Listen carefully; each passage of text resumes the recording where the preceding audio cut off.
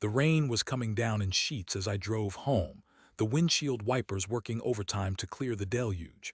I was late, as usual. A deadline at work had kept me chained to my desk, and all I wanted was to collapse into a hot bath and forget about spreadsheets and conference calls. I am Torin, 43, and I work as a lead architect for a small firm in Minneapolis. I love my job, but it has its moments. My wife, Ravenna, was usually home before me. She worked part-time as a florist, a job she adored, surrounded by the beauty and fragrance of flowers all day. It suited her artistic soul. We'd been married for 15 years, and I honestly thought we were happy. Sure, we had our disagreements like any couple, but nothing major. Nothing that would lead to this. I pulled into the driveway and killed the engine, the sudden silence amplifying the drumming of the rain on the car roof. I grabbed my briefcase and dashed to the front door, fumbling with my keys. When I finally got inside, the house was eerily quiet. "Ravenna," I called out, my voice echoing in the hallway. No answer. That was odd. She usually greeted me at the door with a smile and a kiss. I walked into the living room, empty. The TV was off and the fireplace wasn't lit. I checked the kitchen, spotless, but no signs of Ravenna. "Ravenna," I called again, a knot of unease tightening in my stomach. I went upstairs, checking each room. Our bedroom was empty, the bed neatly made. The bathroom was the same. I finally reached her study, a small room at the end of the hall that she used for her painting and crafting. The door was slightly ajar. I pushed it open and stepped inside. My heart stopped. Ravenna wasn't there, but on her desk, illuminated by the soft glow of a desk lamp, was a letter. My name was scrawled across the envelope in her familiar handwriting. I picked it up, my hands trembling. What was this? A goodbye note? A confession? I tore open the envelope and unfolded the letter. The words swam before my eyes. "Torin," it began. "I don't know how to say this, but I can't keep living a lie. I'm leaving you. I've fallen in love with someone else. His name is Cassian, and he makes me feel alive in a way I haven't felt in years. I know this will hurt you, and I'm truly sorry, but I have to follow my heart. Don't try to find me. I need time to figure things out. Ravenna." The letter fell from my numb fingers and fluttered to the floor. I stood there, frozen, the words echoing in my brain like a cruel joke. Ravenna was leaving me. For someone named Cassian. Who the hell was Cassian? I sank into a chair, my mind reeling. 15 years. 15 years of marriage, of shared dreams and memories, all reduced to this pathetic little letter. I felt a surge of anger, hot and blinding. How could she do this to me? How could she betray me like this? I grabbed my phone and scrolled through my contacts until I found Ravenna's best friend, Isolde. I hit the call button and waited, my heart pounding in my chest. "Hello." Isolde answered, her voice cheerful. "Isolde, it's Torin. Have you heard from Ravenna?" I asked, trying to keep my voice steady. There was a pause. "No, not today." "Why? Is everything okay?" "No, everything is not okay," I said, my voice cracking. "She left me. She left me for some guy named Cassian." I could hear Isolde gasp. "What? That's impossible. Ravenna would never do that." "Well, she did," I said, my voice laced with bitterness. "She left a letter, said she's in love with him and needs time to figure things out." "I don't believe it," Isolde said. "I'm coming over right now." Within 20 minutes, Isolde was at my door, her face etched with concern. I let her in and she immediately wrapped me in a hug. "I'm so sorry, Torin," she said. "This is awful." I led her into the living room and showed her the letter. She read it, her eyes widening in disbelief. "I can't believe she would do this without talking to me," Isolde said. "We tell each other everything." "Apparently not," I said, my voice cold. "Do you know anyone named Cassian?" Isolde shook her head. "No, the name doesn't ring a bell, but I'll ask around. Maybe someone at the flower shop knows him." "Thanks, Isolde," I said. "I appreciate it." Isolde stayed with me for a few hours, offering comfort and support. But after she left, I was alone again with my thoughts, the silence of the house pressing in on me. I couldn't understand it. What had gone wrong? Had I been so blind?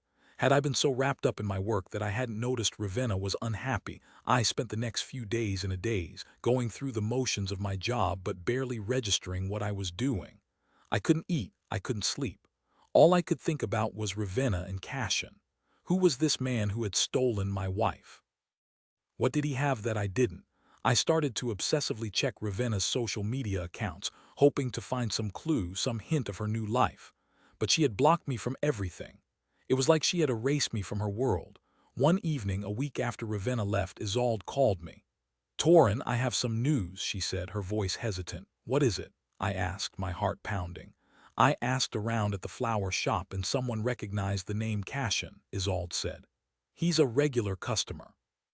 He always buys flowers for a woman, but they didn't know who she was." "Did they say anything else?" I asked. "Yes," Isolde said. "They said he's very charming and handsome, and he always pays in cash." "Cash?" I asked, a new wave of anger washing over me. "What does that mean?" "I don't know," Isolde said. "But it sounds suspicious." I hung up the phone, my mind racing. Charming, handsome, and pays in cash. Who was this guy? Was he a criminal, a con artist, or just a wealthy playboy who had swept Ravenna off her feet? I decided I needed to find out more about Cassian. I couldn't just sit here and do nothing while he was out there with my wife. I needed to know the truth, no matter how painful it might be. The next day, I took a day off work and went to the flower shop where Ravenna worked.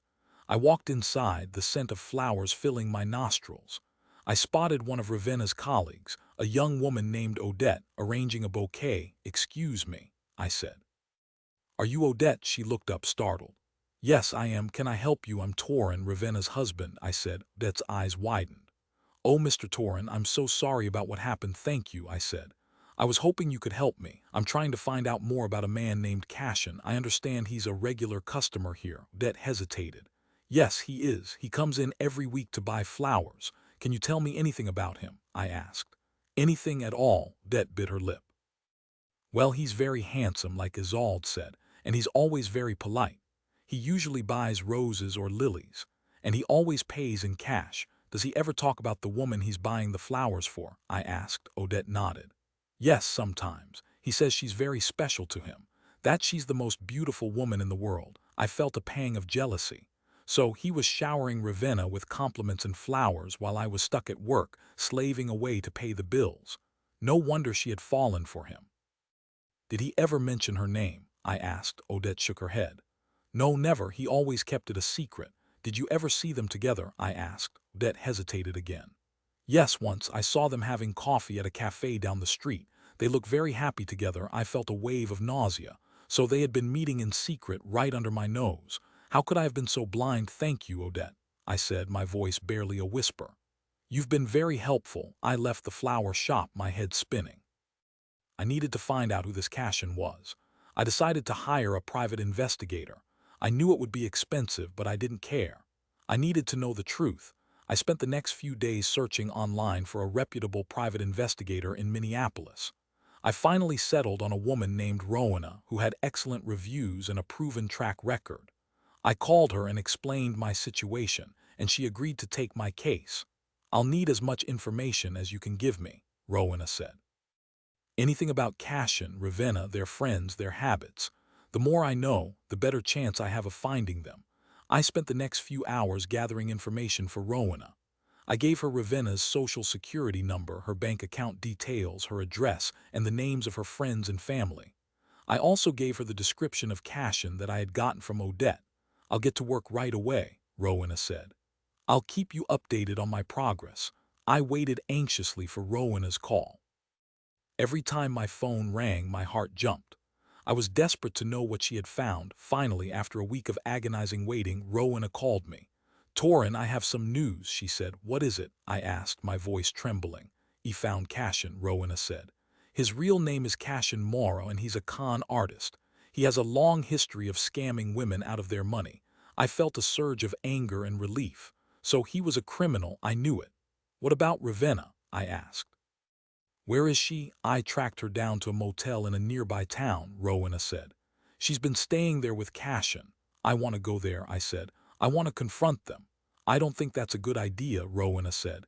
"Cassian is dangerous. You don't know what he's capable of." "I don't care," I said. "I have to see her. I have to know why she did this." Ravenna sighed. "Okay," she said, "but I'm coming with you, and I'm bringing backup." We drove to the motel, Ravenna and I in her car, followed by two of her colleagues in another car. I was a nervous wreck, my hands sweating, my heart pounding in my chest. We arrived at the motel and parked in the parking lot. Ravenna pointed to a room on the second floor. "That's their room," she said. We got out of the cars and walked towards the room, Ravenna leading the way. She knocked on the door. "Police, open up," she shouted. There was a moment of silence, then the door creaked open. Cassian stood there, his eyes wide with surprise. He was even more handsome than Odette had described, with dark hair and piercing blue eyes. "What's going on?" he asked. "Cassian Mora, you're under arrest for fraud and embezzlement," Ravenna said. "You have the right to remain silent." She began reading him his rights as her colleagues moved in to handcuff him. Cassian didn't resist. He just stared at me, a look of contempt on his face. I pushed past Ravenna and stepped into the room. Ravenna was sitting on the bed, her face pale and drawn. She looked up at me, her eyes filled with shame. "Torin," she said, her voice barely audible. "Why, Ravenna?" I asked, my voice trembling with anger and hurt. "Why did you do this to me?" Ravenna started to cry. "I don't know," she said. "I was so unhappy. I felt like I was suffocating. Cassian made me feel alive again, but he's a con artist," I said. "He's been using you." Ravenna looked at Cassian, who was being led out of the room by Ravenna's colleagues. "Is that true?" she asked. Cassian didn't answer. He just smirked. Ravenna burst into tears again. "Oh my God," she said. "What have I done?" I stood there watching her cry, my heart breaking all over again. I wanted to hate her, but I couldn't. I still loved her despite everything. "I'm so sorry, Torin," Ravenna said. "I've ruined everything." "Yes, you have," I said. "But it's not too late to fix things. You need to go to the police and tell them everything you know about Cassian's scams. You need to help them put him behind bars." Ravenna nodded. "I will," she said. "I'll do anything to make things right." I left the motel, leaving Ravenna to deal with the police. I didn't know what the future held for us, but I knew that things would never be the same. The trust was broken, and it would take a long time to rebuild it, if it could be rebuilt at all. Cassian was eventually convicted of fraud and sentenced to several years in prison. Ravenna cooperated with the police and was given a reduced sentence. She spent a few months in jail, and when she got out she came to me, begging for forgiveness. I didn't know what to do. I still loved her, but I couldn't forget what she had done. I couldn't forget the betrayal, the lies, the pain. We started going to couples therapy, and slowly, painfully, we began to rebuild our relationship. It wasn't easy.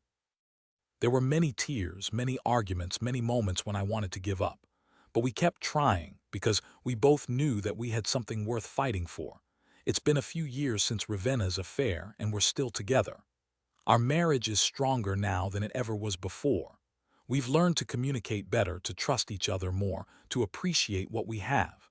I'll never forget the pain of Ravenna's betrayal, but I've learned to forgive her. And I've learned that even the most devastating experiences can lead to growth and healing. It was a long, hard journey, but we made it through. And in the end, that's all that matters. Life throws curveballs, doesn't it? I hope my story reminds you to cherish your relationships and be vigilant against those who might seek to harm them. Until next time, take care.